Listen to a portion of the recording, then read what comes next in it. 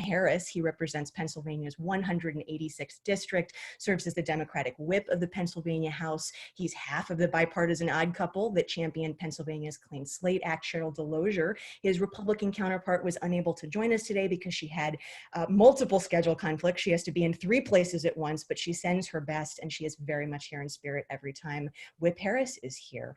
So with those as our introductions, and without further ado, I would be remiss if I didn't kick the conversation over to you first, Tori, because this is your week, lady. Congratulations on the incredible turnout that you've been seeing at these events across the country throughout this week, virtual, in person. So as we kick off this opening conversation as part of National Expungement Week, I'd really love to have you actually open briefly by sharing the story of how you came to found National Expungement Week and what you've been seeing and hearing this week at the events that are taking place across the U.S. So Tori, over to you. Thank you so much, Rebecca, and great rising, everyone. Can you hear me? We sure can. All right, that's a beautiful thing. So yeah, I had just gotten out of jail for like the umpteenth time, probably some minor things. And I'm a consultant at Cage Free Cannabis. However, I'm the managing director of Cage Free Repair, who, puts together National Expungement Week. And Adam Vine of Cage Free called me just to check in on me and ask me how I was doing and if I wanted to go back to work. And I was like, well, no, I got to get ready to work on my record. I said, there was already other things that I had to work on, even to try to get any type of ownership, not just cannabis, but any type of ownership is not reachable, is not obtainable, is not grabbable if you have a record. So, that's the first thing we wanted to make clear. And he's like, well, what do you want to do? I said, we need to make a national movement. We need to make it, and we need to make it fast. And we need to do it with as many people in different states, countries, cities as possible. I was like, because I don't think we realize how many barriers we have against us. And it's extra hard for, Black and brown communities that have already been impacted and affected just by systemic injustices already. And, the war on drugs next year will be 50 years just by Nixon alone. So what does that really look like when we talk about healing our communities inside and out? So for me to be from Washington, D.C. and still here, which is in a state, we don't even have expungement. So for me to call it National Expungement Week just means you have to have a conversation with me to understand the goal of automated expungement and what it really looks like, right? And again, to read more about us, you can go to www.nationalexpungementweek.org. Right now, shout out to Michigan and PA. Shout out to Denavia and Charles, who is putting on clinics in Grand Rapids. Shout out to Sheena, who is putting on multiple clinics in the state of Pennsylvania. They're both veterans with National Expungement Week. So shout out to them. Shout out to all of the organizers: New York, DMV, California, Seattle, Texas, Arizona, Colorado. You guys are amazing. And yes, we look forward to building out with you guys at a Clean Slate, and let's work. Awesome. Tori, thank you so much for sharing that story. And just to sort of stay with you for a minute, and then I think this is going to be a really good segue into bringing in Sharon and Whip Harris. On the one hand, I want to say congratulations for all the fantastic, amazing turnout that your events are getting in the middle of so much else going on and an election year. It's all connected, obviously. Not going to talk about that here, but lots demanding people's attention and engagement right now. And yet y'all are drawing these amazing turnouts. So on the one hand, congrats. But on the other hand, that's really kind of also evidence of how widespread the problem of criminal records is and the barriers people are facing. Talk a little bit about how widespread the problem is, and some of what tells us that this is an us and not a them problem at this point. Absolutely. Again, it starts with, how certain communities are targeted, right? And what does that look like? We talk about overall equity and just obtaining something called wealth. Some people have never had a notion of what generational wealth is and what it looks like. Most people think it's money. We just demand certain things. We require certain things. There's equity in education. There's equity in health. There's equity in mental awareness. There's equity in food.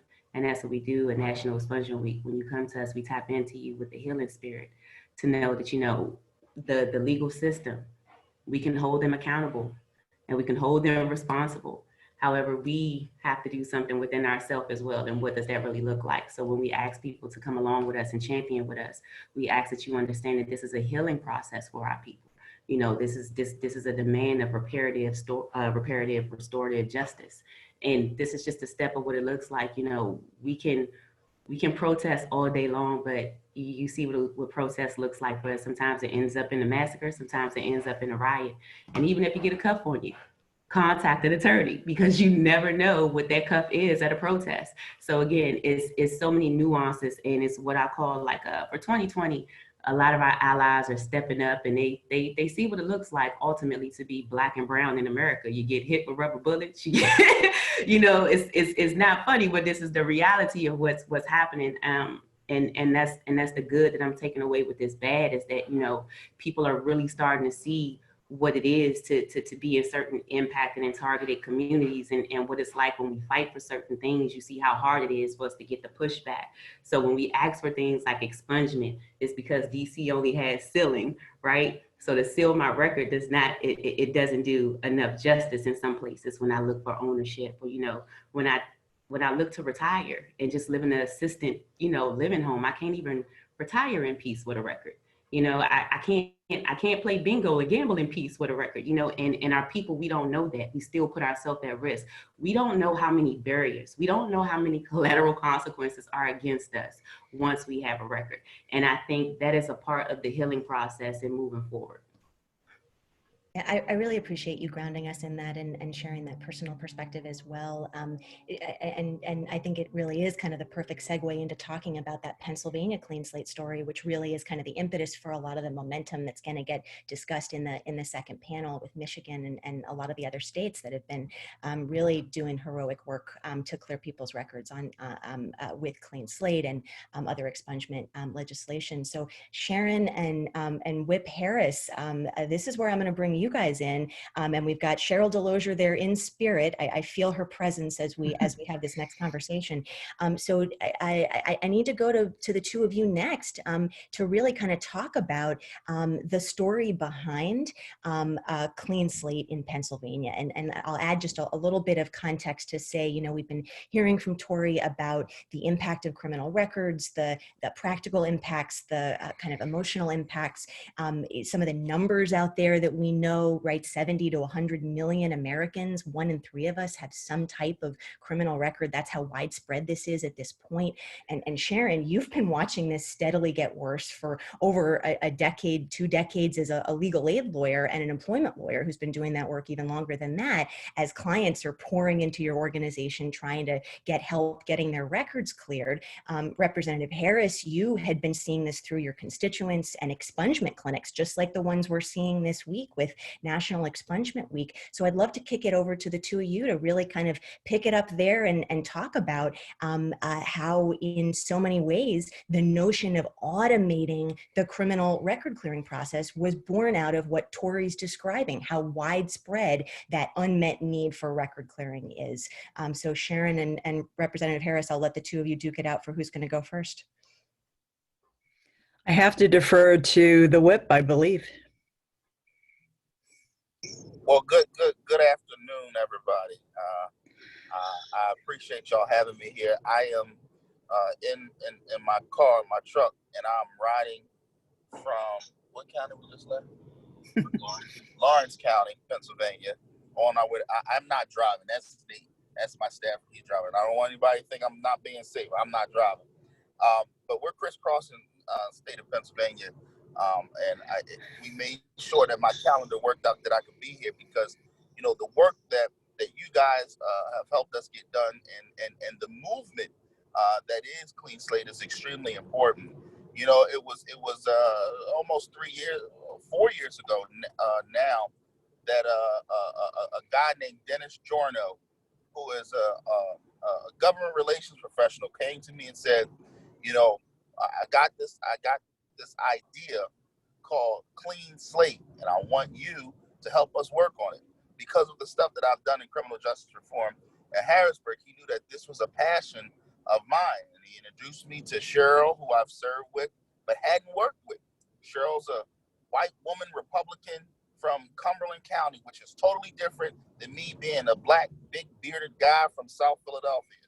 And you would think, they call us the odd couple because you would think that we have nothing in common. And the truth is, on this issue, we agree. So, you know, Sharon, so Cheryl and I began to work together, and then we met Sharon, who is more than just the godmother of Clean Slate. She's the brainchild behind this, and she helps us cross our T's and dot our I's. Cheryl did the politics in her caucus. I carried the politics in my caucus, and we found a way to work together. You know, whether it was folks who like me, wanted to see folks have a second chance, whether it was folks like some of my other colleagues who believed that we were spending too much money on the criminal justice system, or whether it was folks who would come to me and say, I support this bill because as a Christian, I believe Jesus believes in a second chance. I said, well, hallelujah and praise the Lord. I don't care why you get there or how you get there. I just need you to get there. And we were able to work in a bipartisan fashion to get Clean Slate done. Now, we're like days away from an amendment happening to Clean Slate, which we believe will open up the doors for even more. To date, I think the last numbers I saw was 35 million records sealed, 47 million offenses, and 1.1 million people affected in Pennsylvania because of Clean Slate. Should we remove the barrier of fines and fees, which is a part of a piece of legislation making its way through our state Senate that should be voted on in a matter of weeks? I would say hundreds of thousands, if not millions of more Pennsylvanians will be affected positively by Clean Slate. So, you know, it wasn't easy, you know, trying to get everybody, you know, rowing in the right direction. But once we got there, we did it. I will say this before I turn it over to Sharon. I'm a little jealous of Michigan right now. I'm not too happy about that. I am ecstatic, but I'm not too. I don't like people being first. So Sharon, I told you we were going to get felonies done, and we now need to move forward with getting felonies done in Pennsylvania because Michigan, they can't upstage us now. We got to get it done. But look, this is a good competition, a competition to see who can free people who have been oppressed, suppressed, and depressed from an unjust criminal justice system that has done more harm than it has good, particularly to Black and brown people and poor people across this country. Well, Sharon, I'll let you pick up there, but you know, I think folks just heard a lot about the kind of the politics, some of the kind of how it got done, some of how this became that bipartisan story. Talk a little bit about what it is. What is Clean Slate in Pennsylvania? How is it taking this idea of record clearing and scaling it up? Thanks, Rebecca. Thank you for having me. Clean Slate in Pennsylvania essentially is the use of computer algorithms for a positive thing. We often associate, unfortunately, in our society these days, computer algorithms with negatives, and certainly there are those. But we had the idea at CLS that after trying all kinds of strategies for how we could reach more people to clear their records, and we worked so hard representing more people and automating how we prepared expungement petitions and whatnot. And we still couldn't even start to touch the smallest amount of the need out there. And we knew, based on the data that the courts in Pennsylvania have and the state police in Pennsylvania had, that there was no technological barrier to having those systems talk to each other electronically and basically just closing down the cases that were eligible, sealing them up without people having to even know that there was something they needed to do or get a lawyer or appear in court or all those other things that were associated with expungement and sealing in Pennsylvania before we did Clean Slate. So essentially that's what Clean Slate is. We basically have come up with the criteria based on our existing laws in Pennsylvania to automate those cases being closed down without individuals having to actually do something. That's why you get 1 million people affected in Pennsylvania.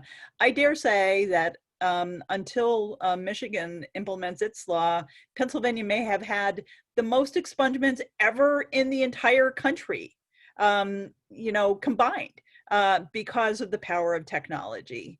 And it was possible because of bipartisan cooperation by the likes of our friend Whip Harris and Representative Deloger, and also because we had bipartisan advocates who supported it. And basically, once everybody jumped on board with the idea that this was really about not anything in some ways revolutionary, it was about efficiency, about using the power of technology to accomplish what we wanted to, which was to help as many people as were eligible under our state law to be helped.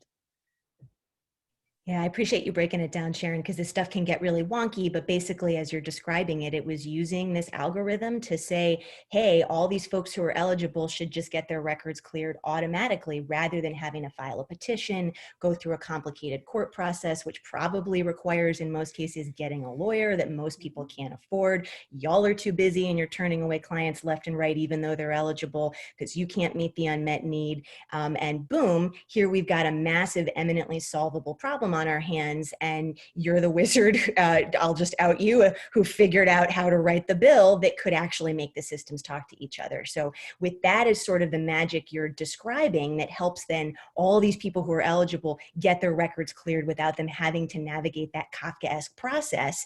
I want to go back to Whip Harris here, because I love where he was starting to go with getting jealous in Michigan, which is exactly the right thing the thing that Pennsylvania should be feeling right now, and not just Whip Harris, but everyone in Pennsylvania. So hope that's starting to catch on.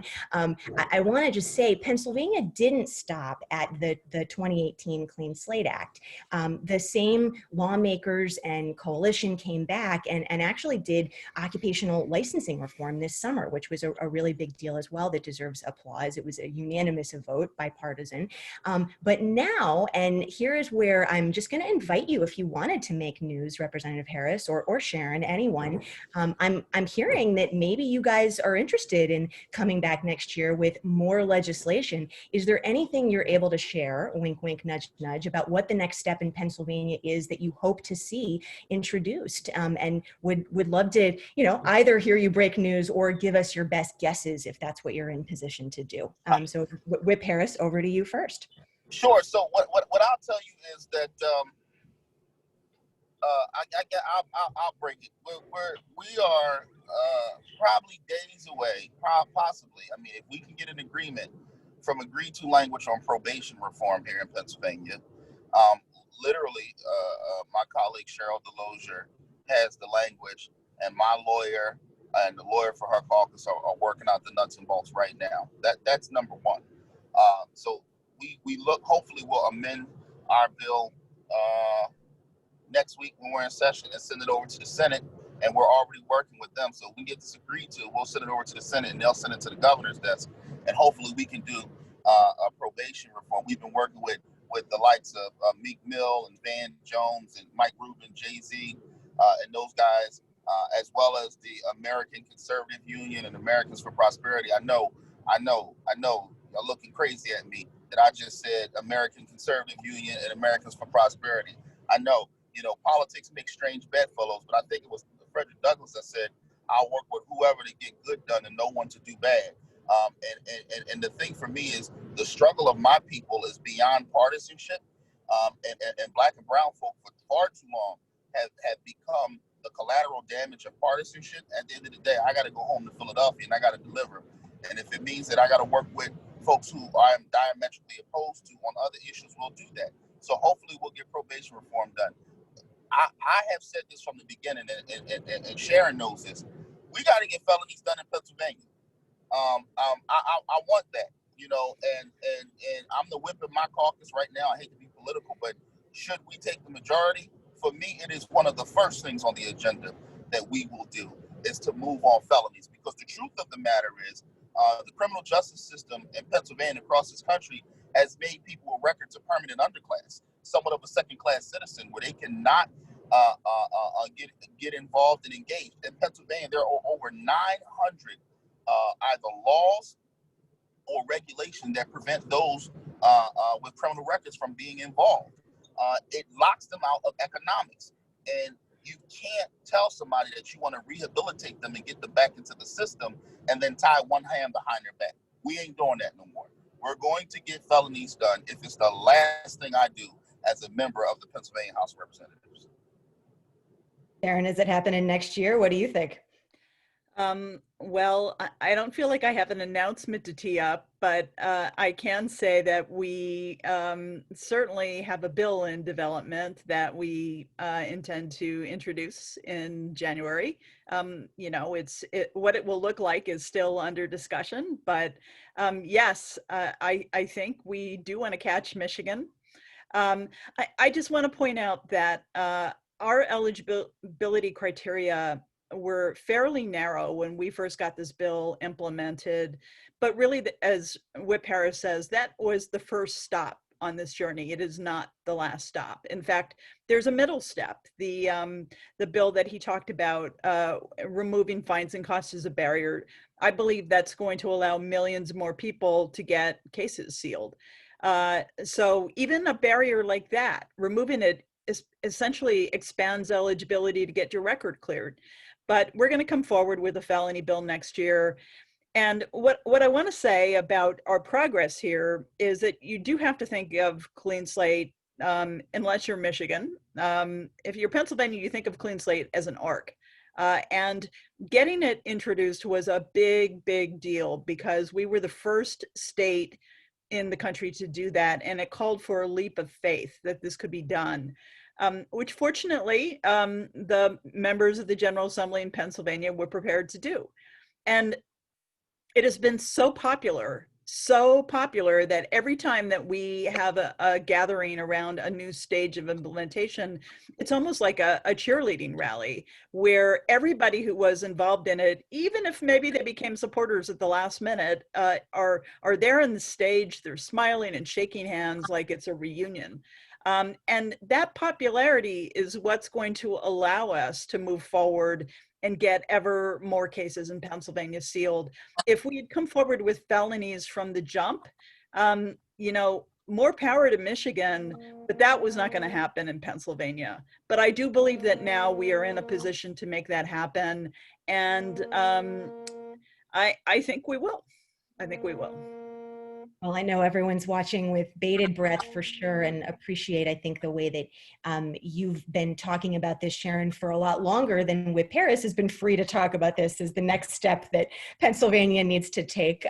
So really excited, I think, to see that when you guys introduce that legislation. In the last few minutes that we have, and here's where I want to bring Tori back in for this final question, would love to just sort of offer all of our panelists an opportunity to offer some closing thoughts, and in particular about the significance of this conversation, this year's National Expungement Week, and our discussion about an issue like criminal records and record clearing and clean slate amid the backdrop of the COVID-19 pandemic and the recession, but also the historic uprisings against structural racism and in support of the movement for Black lives, that all of which have been the story of this year, not to mention the election year that we're not talking about in this event, but which has obviously become incredibly racialized itself. So with all of those as the themes that this conversation is also situated in, how can we understand this conversation as part of that larger push for justice that so many of us are fighting to understand our role in? And I'll offer that to you, Tori, first, and then Rep. Harris, and then Sharon, you'll get to close us out. Thank you, Rebecca. Listen, I enjoy listening to Sharon and Whip Harris. That was dope. My mom was actually raised in Philly, Germantown, and she didn't move to DC until, the 70s. So, and we still had family there. So I'm very aware about what happens in Philly. And we don't talk about the 80s in Philly as much as we should, and how, people were attacked back then. And I do want to tap into Philly, and Pennsylvania overall, because again, I always encourage people to remember there's 48,000 barriers when you have a record. It's 48,000 barriers when you have a record. It's not 1,000, it's not 500, it's 48,000. And again, I can kind of say this because I'm jealous of anybody right now who's pushing Clean Slate, because we're not a state here in DC. So come help us. And I promise you, I'm a federal lobbyist. I'll lobby with you. I promise you, this girl got tools and gifts. You hear me? So again, I appreciate you all for what you're doing, and just knowing that here at National Expungement Week, that's what we fundraise for. We don't believe that our returning citizens should have to come back and focus on that they have to do what they did to get in trouble at first, to continue to pay for their family or pay for a legal fee, something as small as an outstanding ticket.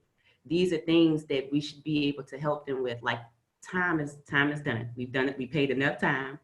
You know, we're reducing recidivism, and we want to help support that. What does that look like? And again, you know, that's why I created National Expungement Week, for people to understand that the goal is automated expungement, so we can just return and live our normal life. We should not have to track somebody down just to say, I've done this time, I've served it, you know, clear it. Let's do some automated stuff. So again, shout out to my national partners at Code for America and their brigade network.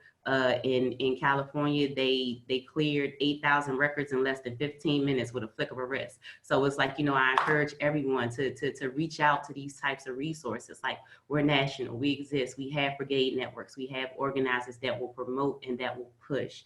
Like, we are here for you guys, like just like we want you guys to be here for us. Listen, bring Clean Slate here, bring it on a national level. We with that. Music to my ears again.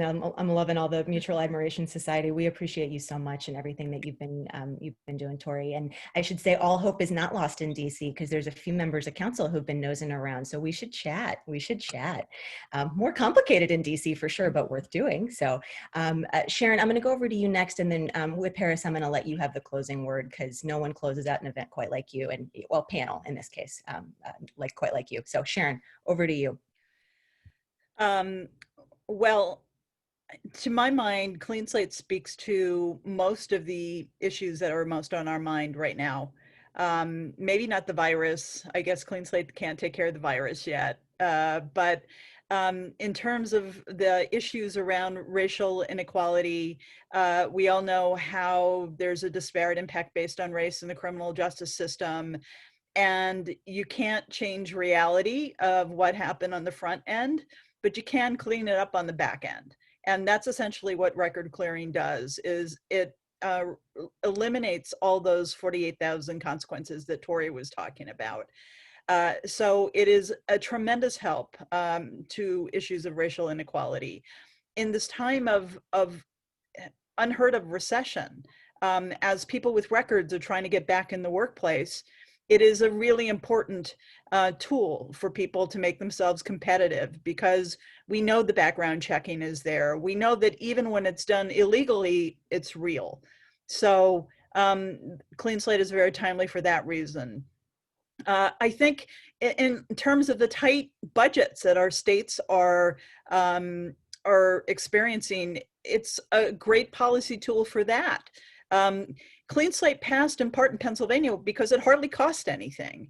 For all of the good that we got out of it, the bang for the buck, a couple $1 million was what it cost to implement Clean Slate. And so it was money well worth spending. And finally, I'll just say that I think that everybody is ready a little bit to move on from the issues that have dominated 2020. I was talking with the governor's office this week about our idea about felony sealing as part of Clean Slate, and the reaction was, thank God we're talking about something other than COVID. I've been talking about COVID all year long. We're ready to do other constructive policies, and so that's a perfect one for us to look at doing next. And it makes me feel good, he said, that we're moving on to something else.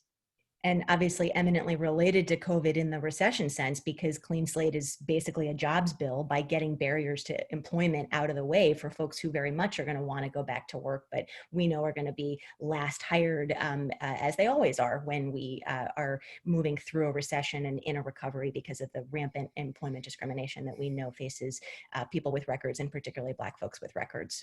So Whip Harris, you're going to get the final word, and then don't go away. We've got a quick video coming after this showcasing a little bit of Michigan, and then a second great panel with lots more coming. So do not leave us. Whip Harris, round us out in this morning's or this afternoon's first conversation. So let me first thank you all for always doing these type of events and for your foresight to work with us on Clean Slate, the resources that you put behind it, the brain power that you put behind it. I'm grateful and appreciative to you, Rebecca, and your whole team. You guys are amazing. To Sister Tori, it's a pleasure to meet you, sister. You keep fighting. And know that there's a guy here in Philadelphia. Whenever you're in my city, you call, we can go fight some folks together. I'm from South Philly, so I'm always up for a good fight. To my dear friend Sharon, I tell Sharon all the time, she does God's work on earth. His hand is definitely upon her in her life, and I love you. I love you to life for the work that you do. You know, I truly am a firm believer that criminal justice is the new civil rights issue of our time because of its massive effect on people of color, and poor people. Because those who have wealth typically get a different type of justice than those who do not. This system that is an unjust system, like I said, has helped create a permanent underclass, but not just for the people who have the record, but for their children and for their children's children. The data is clear that those children of parents with criminal records are far more time likely to become incarcerated themselves. So this is a generational bond, a generational chain that we must break over our people. I think it was Dr. King that said that America had given the Negro a bad check marked insufficient funds. It has continued to do so insofar as the criminal justice system. Lastly, I'll say, and Dr. King stole this from the book of Amos, if we want to do what is right, we must do what the book of Amos said, and that's let justice flow like water and let righteousness flow like a river. And criminal justice reform and reforming our system and liberating people from the chains of their past is exactly how we can do that. So let us rededicate ourselves to this work, because there's so many people that need our support. Whip Harris, thank you so much for your eternal leadership and your wisdom and your willingness to do literally anything that will move the cause forward, even if it involves milking cows. See, you knew I was going to get that in there. Right at the end. Please join me in thanking our fantastic first panel, Whip Harris of Pennsylvania, Sharon Dietrich, CLS Philadelphia, Tori Marshall, National Expungement Week, Cage-Free Repair. I really appreciate all of y'all. Lots of love to all of y'all. So now we are going to introduce a quick video as the transition to our next panel. And it sets up a little bit of that win that we've all been already celebrating from Michigan. So over to you, Jabria, to cue up the video. And thanks again to our opening panel.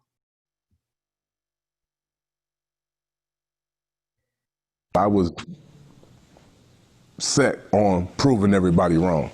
I've been trying to prove you wrong since I've been home. 1 in 3 Michiganders now have some type of criminal record.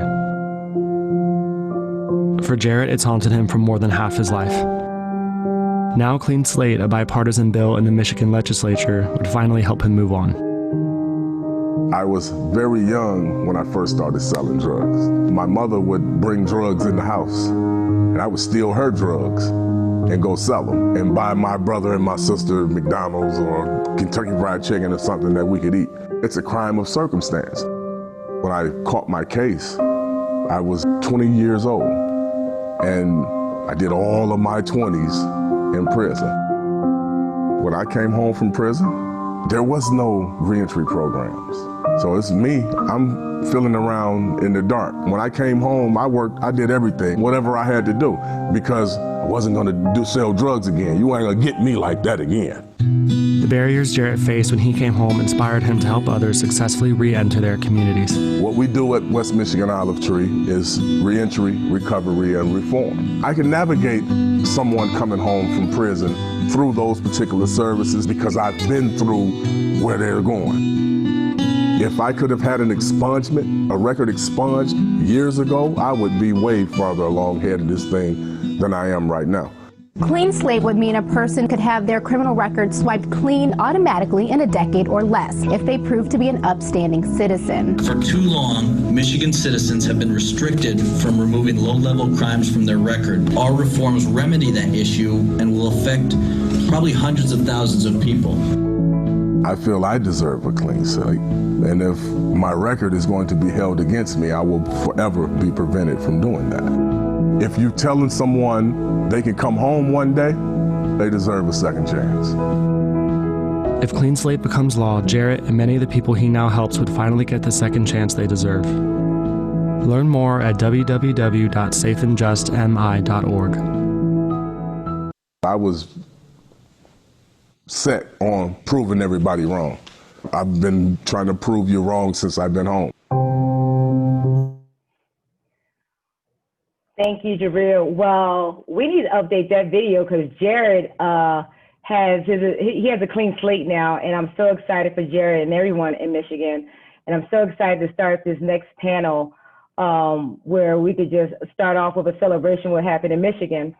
There has been a lot of momentum that has been building around clean slate, across the country for mass criminal records in red, blue, and purple states with the recent exciting news in Michigan since Pennsylvania has opened the door. I'm really excited about this particular panel, one, because we're bringing not only people who are committed to this work and who are experts in the field, but also people who are directly impacted by this issue. And we realize that the people who are closest to the pain is also closest to the solution. So start on this panel, just to start introducing folks, I want to introduce Josh Ho, one of our special guests today, who is a policy analyst at Safe and Just Michigan, where he played a leading role in the state's Clean Slate campaign. And Michigan recently just passed a bill where I want to save all that great news for him to share, so I won't go into that. We have Aaliyah Teran-Burrell, who is the Associate Program Director for the Criminal Justice Program for Code for America. And Code for America is one of the core team members working to help states scale up record clearing through Clean Slate, and also a core member of the Clean Slate Initiative nationally. David Savion is a general counsel for the American Conservative Union and American Conservative Union Foundation, a long-time conservative partner to Clean Slate, and a fierce advocate and champion who's going to probably talk a lot about the work in Michigan as well. And then we also have Professor J.J. Prescott, who is a professor of law at the University of Michigan. He has recently co-authored and published Expungement of Criminal Convictions, an empirical study that was recently released on the effects of record clearing laws. And do we have Mr. Raleigh on the line? Yes, I'm here. Yes. Okay. All right. And then we also have Mr. Raleigh, who I had the pleasure of sitting on the panel with. And I think it was the Smart on Crime, who has been someone who's been directly impacted by a criminal conviction, or actually related non-conviction arrest, and is a community activist, and love for him to be able to get here and share his story about expanding Clean Slate. So with that, I would like for everyone to just welcome our panelists to the call. So let's just start out. So actually, I want to just give Josh, you the floor to be able to start out. Congratulations on the passing of the Michigan expungement package. We're so excited with so much happening around in our country, amidst COVID, stuff happening in our environment, everything that's happening. It's good to hear some good news this week in the midst of a pandemic.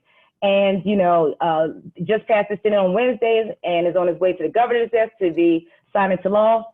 And it's especially exciting to see that Michigan Clean Slate bill is on its way to becoming law because it's the first Clean Slate bill to include automatic clearance of felonies. We hope it's not the last, but you're definitely setting a model. So talk a little bit about who will be helped by the Michigan Clean Slate bill and the other expungement bills that recently just got passed. And also, I would love for you to just talk about who was a part of that. We know that it takes a village. It's just not one person, one organization, but it takes many people, organizations, and stakeholders to come together to pass something like that in the midst of a pandemic. That's just incredible. Yeah, so the first thing that I think is really important, is I started working on this around 2017, and it's been a heck of a journey. It's been crazy, and one of the things I always go back to is one of the few places where we have data is Wayne County, which for those of you who aren't Michiganders, that's most of Detroit, and we have data from there that suggested that just the automatic clearance part of this would help hundreds of thousands of Michiganders. And then you add in the petition, the widening of the petition process, and you're talking just in the Detroit area, multiple hundreds of thousands of people could be helped. And then you think that's Detroit is about a third of the people who get in trouble in Michigan. So you then triple that, and you think about how many people in Michigan can be helped by this. I remember when I was doing work on the federal First Step Act, and I thought, I'd spend almost every day thinking about all the people who'd been in prison since the 1990s on drug charges, who the crack versus cocaine fix in the First Step Act would fix. And when that bill passed, I started crying. I'm not gonna lie to you, I was crying because I knew those people would get relief.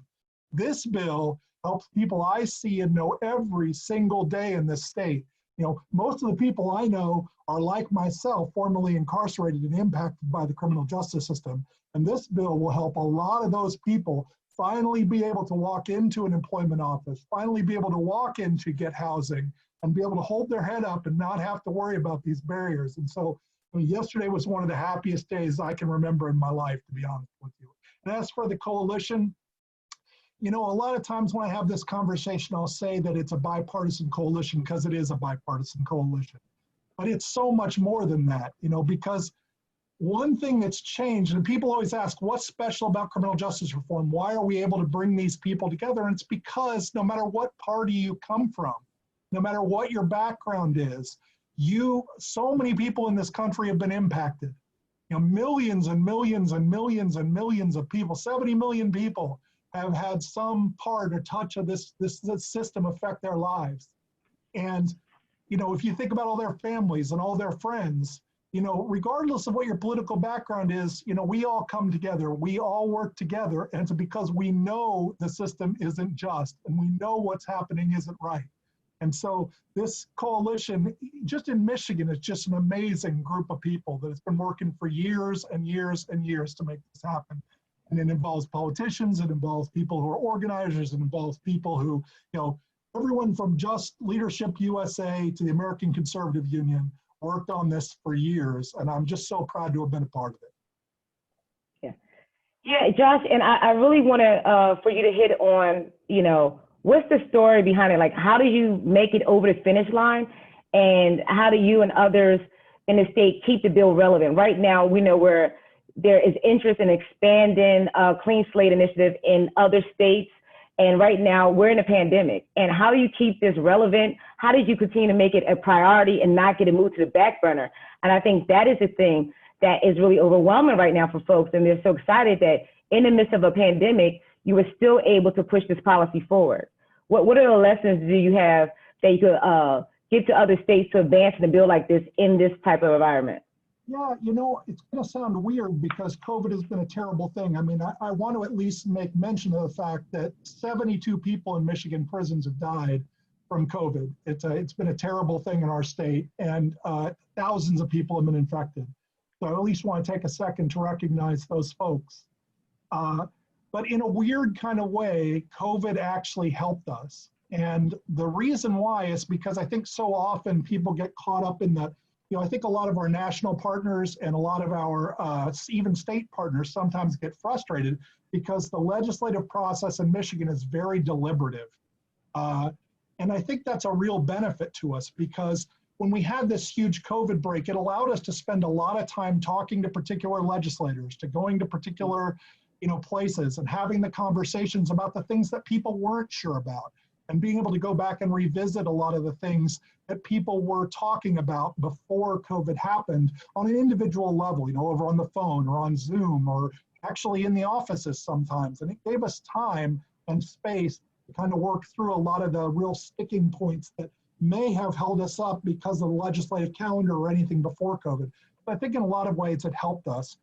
As for how the bill, how this happened over time, it's really hard to say. What I said before is we had an amazing coalition of people, but the first time I really remember thinking that this had a real chance, that we could really do this, I remember being in a room of stakeholders, and it was everyone from prosecutors to sheriffs to attorneys to, it was a wide range of people on every, it's the same thing that most people don't know that happens behind the scenes as legislation's being considered.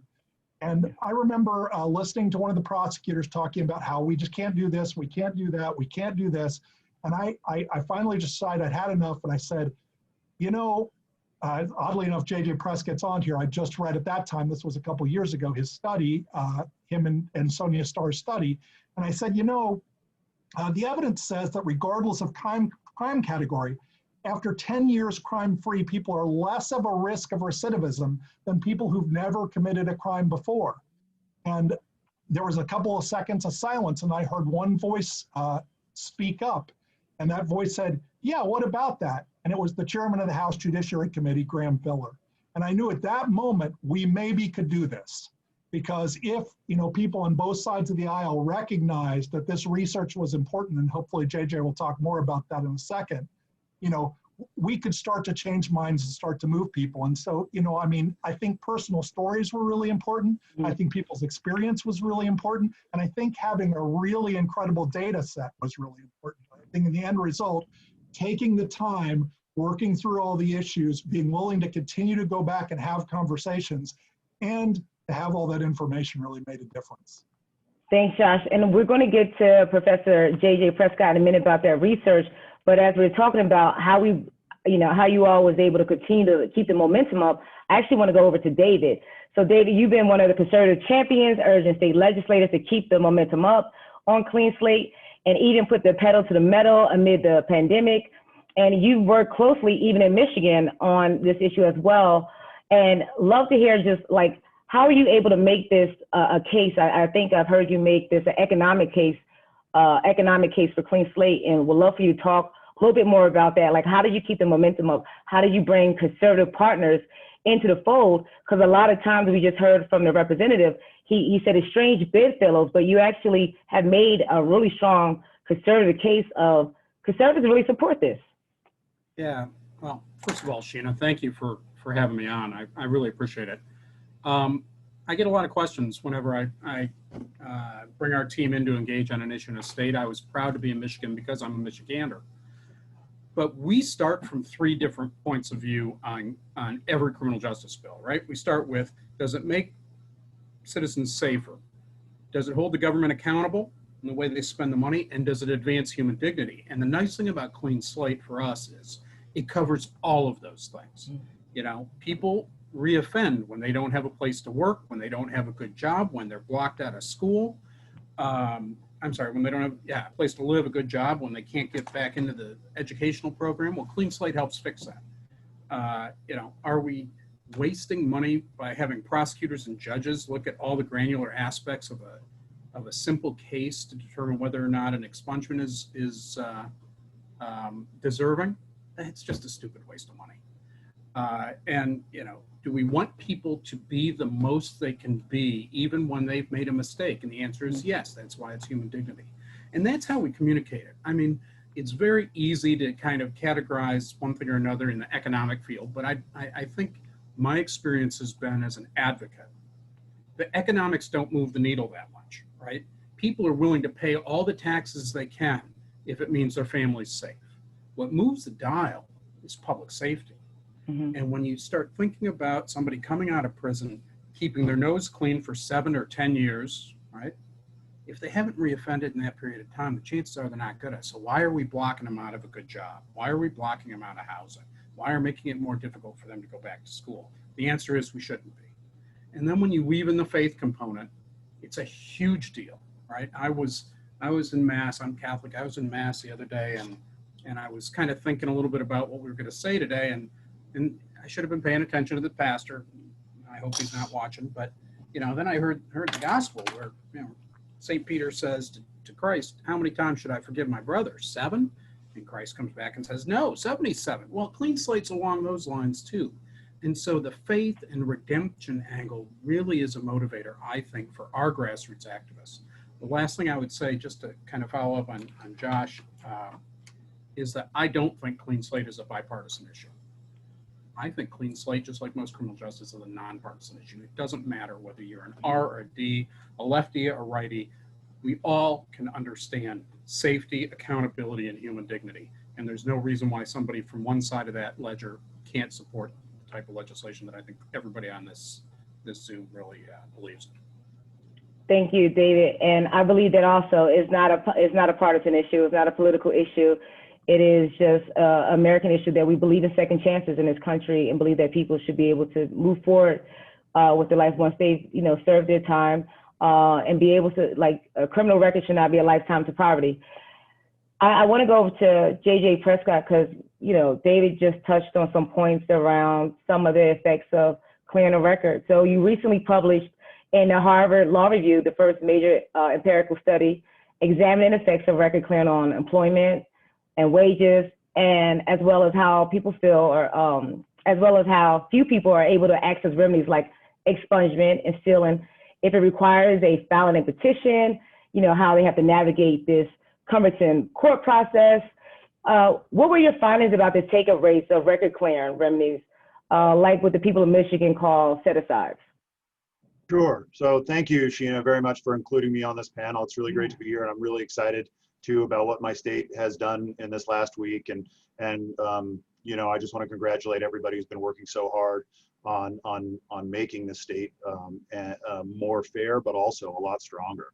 The goal of the research was pretty straightforward. We had an opportunity to get information from the state that included criminal justice records, including records of those people who are expunged, which was a difficult thing to obtain. This has always been a really important question, but there's really never been great evidence on the effects and even just getting a picture of how it works, because criminal records that have been expunged are essentially off the table in terms of getting a hold of them.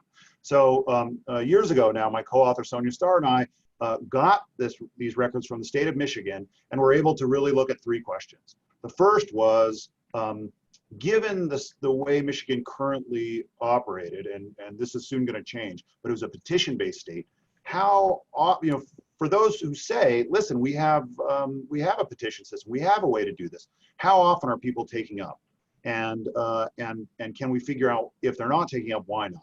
What we find, looking at all of those people who were eligible in the state of Michigan, that roughly 6.5% of people took up. Depending on how a couple of assumptions about the data where we had some open questions, it might go down a little bit, it might go up. But even if you try to get a sense of over somebody's lifetime, what's the likelihood that they'll actually succeed in receiving an expungement, it's really a struggle to get it to go above 10%. So then we spent some time trying to figure out why that might be, and talking with people in the field, what quickly became clear is that a lot of people don't have. So first of all, it's about application. It's not about denial. So most of these applications are approved if an application comes in, but actually applying is really difficult. So people don't have the information they need. The process, if you took the process and put it on a page, what you'd wind up with is a very tiny print, because there's so much you have to digest and so many steps that it's really quite overwhelming. There are financial costs that are essentially prohibitive for many people. And on top of that, many people who are seeking an expungement don't necessarily enjoy returning to the court or to a police station where they've had bad experiences in the past. So there's a distrust of the criminal justice system, especially in certain communities, and people don't have access to counsel, and unfortunately, a lot of people are beaten down by their record and aren't sure that, even if they know all this and can get past it, aren't convinced it will make a difference. So that's a pretty serious set of reasons for us to move to automatic expungement. And maybe we'll talk about that later, but fortunately we're moving in that direction now in multiple states and in Michigan. The other two questions we looked at were, for those people who received expungements, what was their path afterwards? Because at least, although the argument's never really made clear, the public safety argument, there's at least some kind of ambiguous argument that somehow making these records available to the public will give notice to people who who might be potential victims or something of that sort. So the question we wanted to ask is, how likely were people who received expungements to recidivate? And looking across different types of crimes, looking across different demographics, what we found is that the recidivism rate was really low. And in fact, one of the most interesting things was it's so low that it's actually lower than the likelihood of the typical adult in Michigan committing a crime. So, and there are really two potential arguments here going on. And one, I think, is both are really especially relevant to thinking about future research, future directions of reform. The first is, after a certain number of years, 5, 6, 7, people who haven't committed crimes are very unlikely to commit crimes again. So what we have with people who receive expungements are people who have kept their nose clean for a long enough time that at this stage, just statistically, they're not going to commit more crimes. But there's another re-entry feature to this. So we know from lots of other criminal justice research that people who have records have difficulty obtaining employment, difficulty obtaining housing, and so on. Those things are known to be risk factors for committing crime, and having an expungement reduces those risk factors. So two stories here. One is people are just much less likely to commit crimes, and once you receive an expungement, you actually become much safer, given what you would have been absent having this expungement. The third thing we looked at was employment rates and wages. The hope was, in passing even early versions of expungement bills, that it would help people get back into the labor force. And indeed, that's what we found. So people who receive expungements in Michigan saw within a year or two their wages and their employment rates increased by a huge amount, 25%, depending on how you count and you cut it. And that's really, I mean, for just a simple removing somebody's record, that's on par with essentially the largest sorts of gains you can imagine from training programs and so on. So in that sense, it's a really cheap solution. So I'll stop there, but that's basically what our research does in Michigan. You answered my question, because I was actually going to piggyback and go, ask you about the impact of someone's employment and earnings, after expungement, because you said folks still beat up on when they have a record. And, amidst this pandemic, there was a lot of folks who lost their jobs, people who had to check the box, who's been at their jobs for a long time, which it was, beyond their employer that they had to let some folks go, and trying to get back into the workforce. It's really difficult for folks who have a record, who have to go with that scarlet of shame, checking that box, trying to re-explain themselves, trying to compete with other folks in the workforce. And so I'm glad that you just lifted it up around how expungement actually impacts, employment and earnings, and also reduces recidivism. I want to move over to Aaliyah because, Aaliyah works for Code for America. And I know when I first started with Clean Slate, I was like, what does a tech organization have anything to do with Clean Slate? And the more and more we have built the relationship and I learned about Code for America, I'm like, oh my gosh, we need a partner like this in a lot of states to make it more technically feasible to move things like automate and expungement. So Aaliyah, I would like for you just to kind of just get people familiar with who Code for America is and talk about the work that you've already been doing in states. And what other states are you working with Clean Slate Initiative to try to pass automated expungement? Yeah, thank you so much, Sheena. I'm so happy to be here, and I want to echo the congratulations that others have said to Michigan. We were really excited to obviously see that happen this week, and we're excited to be involved in the process as well. So Code for America is an organization, a national organization, and we use technology and human-centered design to improve government service delivery. So underlying belief being that government does not always serve people well, and that we can envision and enact a system that does, and that treats people with respect and dignity. So we, as an organization, work in a number of focus areas. So improving access to the social safety net, making sure that people can get tax benefits that they're eligible for, and then our criminal justice work. And the criminal justice work at Code for America is focused on advancing automatic record clearance and clearing all eligible criminal convictions and criminal records in the country, which of course is a bold goal, but I think this panel and this event and the momentum around Clean Slate shows that this is totally possible. So we started our work on automatic record clearance actually in California, and developed technology that helped the state implement a new law that required them to identify marijuana convictions proactively that were eligible to be cleared. So in California alone, there are up to 220,000 marijuana convictions that now people will not have to go through the petition-based process to clear. So we developed technology that could read bulk criminal history data and determine eligibility so that people can get relief. So this technology can determine eligibility for up to 10,000 individuals in just a couple seconds. So totally streamlining the process, saving government time, and helping get people relief quicker is the ultimate goal also. And so we're obviously in collaboration with the Clean Slate Initiative now, and it's there's tons of momentum across the country, moving outside of California, moving to states like Michigan, where policies are in movement and obviously are getting passed. So on a really high level, we provide or support Clean Slate campaigns by providing technical assistance to advocates on the ground, to policymakers, to local nonprofits, to state agencies, and on a number of different levels. So fundamentally, we want to help ensure that policy that is put forward is implementable by government and also beneficial for people. We want to help implement those laws once they're passed.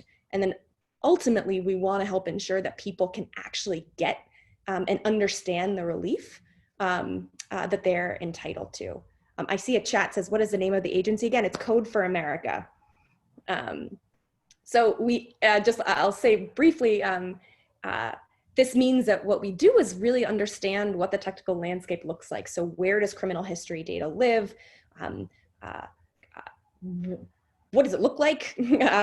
How do data systems interact? How does data flow between systems so that a policy can actually update the records and get people relief? So there's momentum across the country. Sheena, as you said, there's North Carolina just passed the Second Chance Act this year, which automates non-convictions and expands eligibility. Louisiana just had a victory this year in expanding eligibility. Connecticut introduced legislation as well. So there's a ton of momentum. I keep on saying momentum, but it's totally true. It is definitely momentum.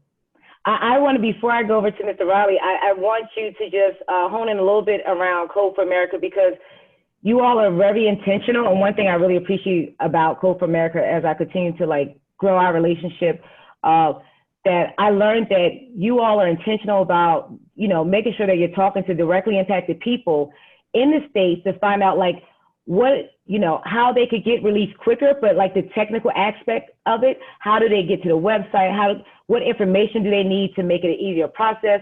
Because right now, people have to go to the petition process. They don't know where to go. People assume that people know how to get, find that they have relief. And you all are actually narrowing down on the local level, working with state partners to say, and talking to directly impacted people, just walking through how people can easily look up that they have relief if they need to take any additional steps.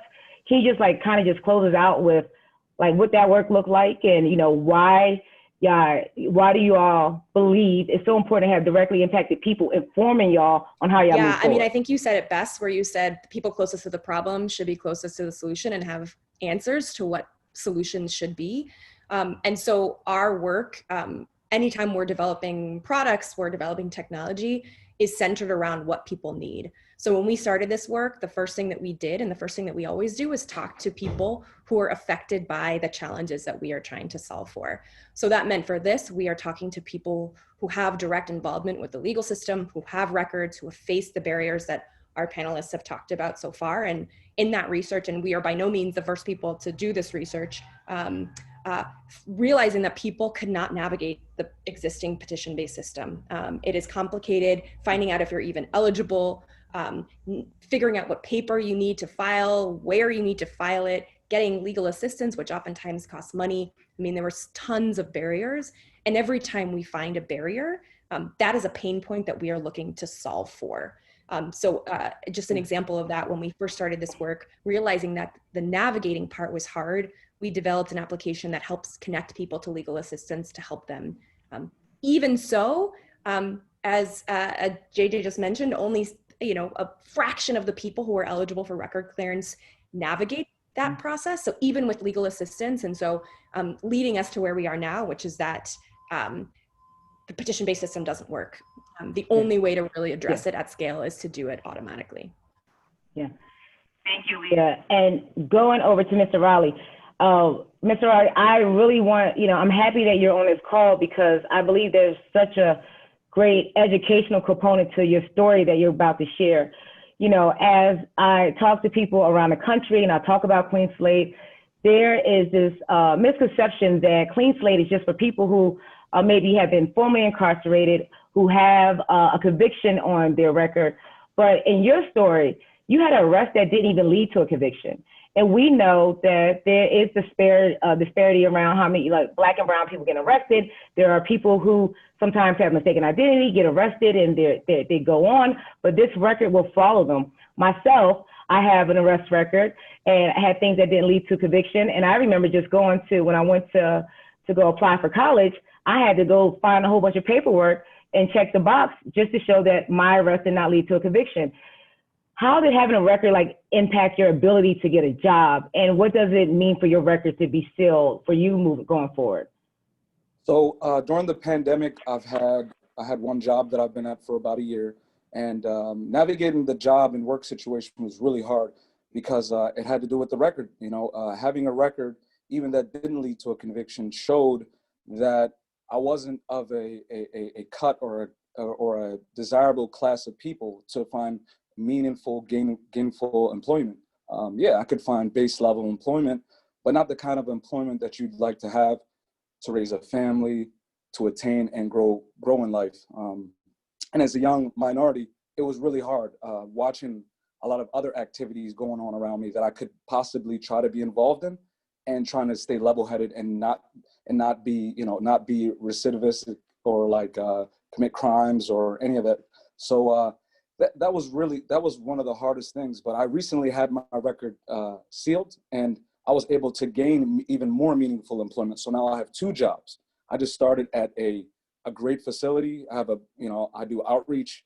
I'm really growing as a person, and that just couldn't have happened having my record there. The rigor of having your background check, the rigor of the employer wanting to know things that you can't even really put into words or say, this happened to me, and you have to explain yourself and overcome large barriers that the average individual, if they don't have a grit or a strength, if they don't have a whereabout, if they don't have a help, they're not going to be able to climb those barriers. And this has a lot to do with what we're seeing in America, like movements like Black Lives and various other movements. It really, the concern is that the standard of living is an issue. And when you bring in a bait and tag criminal justice system that's not worried about protecting the citizenry and is more like ruling class over the citizenry, you're supposed to be there to protect and serve. And when you watch police officers brutalize people they're accusing of crimes that haven't even been found guilty yet, and they're no longer alive, and just how the system is with Breonna Taylor. I mean, you're going into someone's house and killing someone accidentally, and we get it, it's not on purpose. And the issue really is that we want a better system. Maybe they should have found this gentleman when he was out on the street, and instead of breaking into the wrong home and hurting someone. And it's that same bait and tag system that continues to rule and hurt you day after day after you've already dealt with the legal ramifications on the front end. It's the back end of having to continuously be seen in a negative light and not be able to improve your life, and the quality of life is an issue. And all of this is a human rights issue. It's about quality of life, ability to live as a human being, and to be seen as an equal human being to, around the board. So I appreciate you lifting up around the quality of life, and also you kind of just touched on like even the emotional impact it has on folks. People, when they think about convictions or arrests, they think about the structural barriers to jobs, housing, and other factors, but it takes an emotional and mental toll on folks when you have to continue to be reminded of something that's happened years ago in your past that you have forgotten, that you have went on with, and, you have to remember, like, what, sometimes applying for a job, what are they talking about? Or even, I've heard stories of parents wanting to be a part of their child's school field trips, and they have to check the box, and they have to have the stigma on their child now that people have to expose that they may have an arrest for something that has nothing to, do with them volunteering at their child's school. So thank you for lifting that up. We're getting to time. I want to leave some time for questions and answers for all the panel, but I want to do like a little rapid fire, just really quick. If we could do it quickly so we could leave some time for people to ask questions, because I see people dropping questions. So we have a host of folks on the call, a spectrum of different people. We have directly impacted people listening on this call, elected officials, organizations, agencies, people just interested on what Clean Slate is about. And going back to what David said, David talked about, he went to Mass this week and he hopes that the pastor realized he was trying to pay attention. And so like on this call, and like church, you get all emotional, get all in the spirit for folks to go to church, and then you forget what the preacher was talking about. You leave like, what did they talk about? What did they say? I know it felt good. I know I heard something good, but you can't never relate the message. So with that, we've been talking about some good stuff. And I want you all to just, what do you want people to walk away with? What is your call to action? What do you want folks to take away from this call to be able to share with other people, other agencies, other stakeholders, other, people who are part of different bipartisan coalitions? Just real quick, rapid fire, we'll start with Professor J.J. Prescott. Sure. I'm going to just say that I think Clean Slate is a win-win for everybody involved in this topic. And I'm going to put a plug in for data and research, because I really do think that it's incredibly important for some of the stakeholders to see just how much better society will be when we make some of these changes. Could you jump in, David? What do you want folks to leave with? I'd say this is only the first step to the fight that we have to start looking at. Now that records can be expunged, how that same data qualifies or disqualifies people from occupational licensing, and where we take that whole flow through of issues, because Clean Slate is only the first part. We still have to make sure that people who have convictions along the way are able to fully reintegrate into society, and my hope is that we can continue to draw this out a little bit more and in more states across the country. Thanks. Aaliyah? So it's clear that automatic record clearance at scale can actually happen, that technology can be developed, that services can be better, that technology does not have to be complicated to work well or cost states a lot of money to do it, and that states actually have infrastructure already that we can build on to make this happen. So it's totally possible. Josh, closes out, Victory Man. We call it a movement for a reason. And in just the last 3 or 4 or 5 years, we've accomplished so much. And really this whole thing is about, there's a superstructure of mass incarceration and tough on crime. And every time we do something, we're putting another crack in that superstructure, and we're tearing it down a little bit by little bit, and we keep coming back to get more until the whole thing falls under its own weight. Thank you. I want to thank this panel for participating in this panel. I'm just really excited. I know folks are fired up and ready to learn more. With that, we have about 8 minutes left that I think we could just get a few questions in. For the attendees, if you look at the bottom of your screen, you'll see something that says Q&A. If you could use that box rather than the chat box, so we could put questions in the box, Jabria, if you could add any panelists that's maybe from the first panel back into the screen. And so we could just go ahead and start seeing who wants to, if we have any questions. So we have 2 questions so far. Many types of clean slate relief is not fulfilling as automation becomes more common. How do you ensure that people understand the limitations of the relief? Who would like to take that question? You know, in Michigan, we've talked about this a lot. There's going to be a huge education process, hopefully, that follows passage of these bills.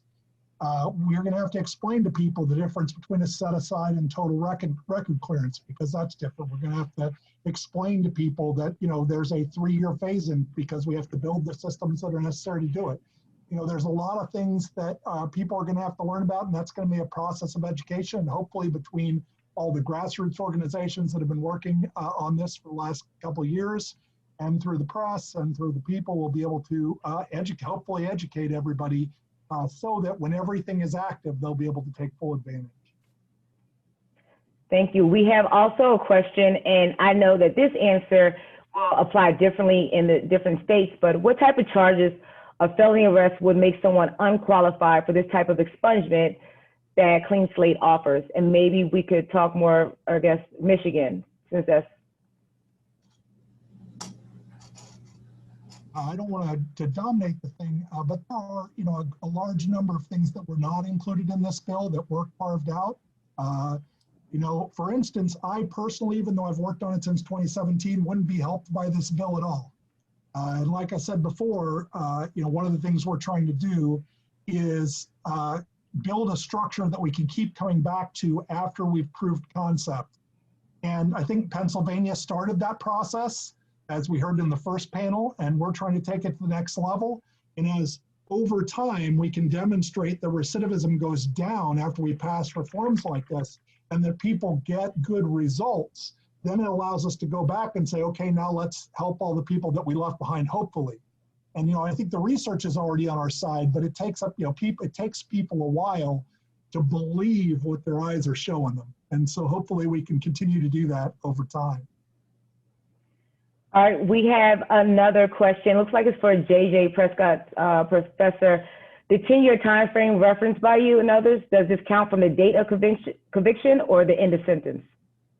I mean, I can answer that at least with respect to Michigan, the date of release typically, although, you know, Josh may have, you know, more detail to provide on that limitation.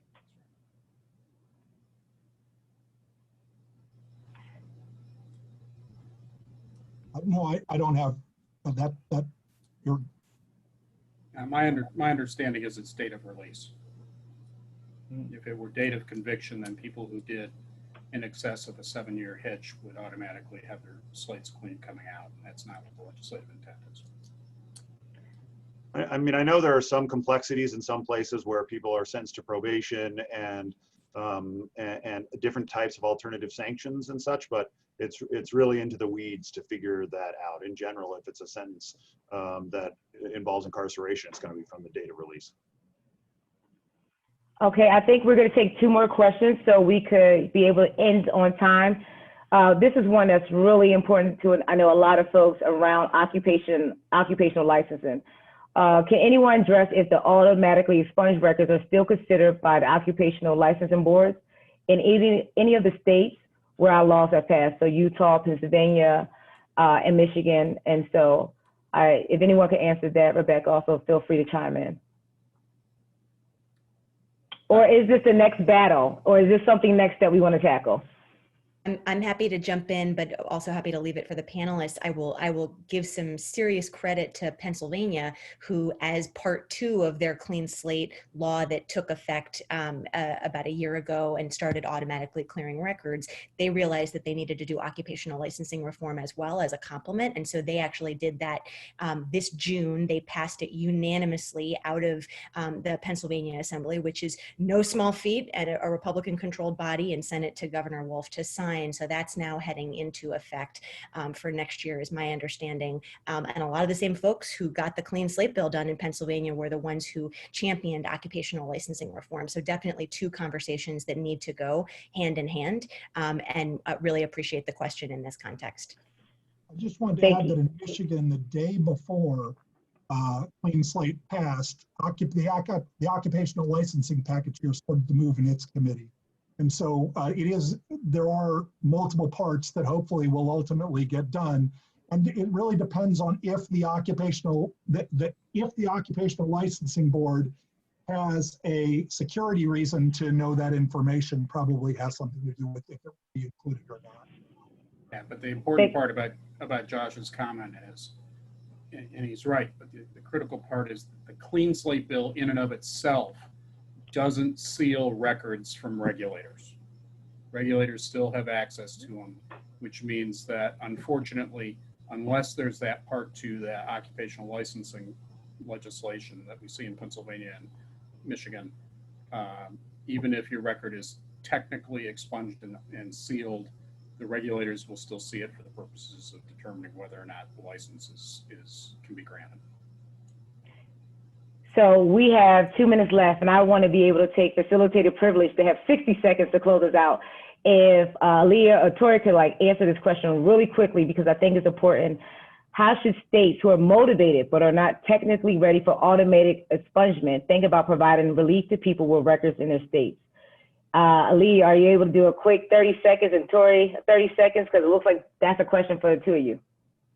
I'll let Leah go first. You want to go first? Yeah, go for it. Go for it.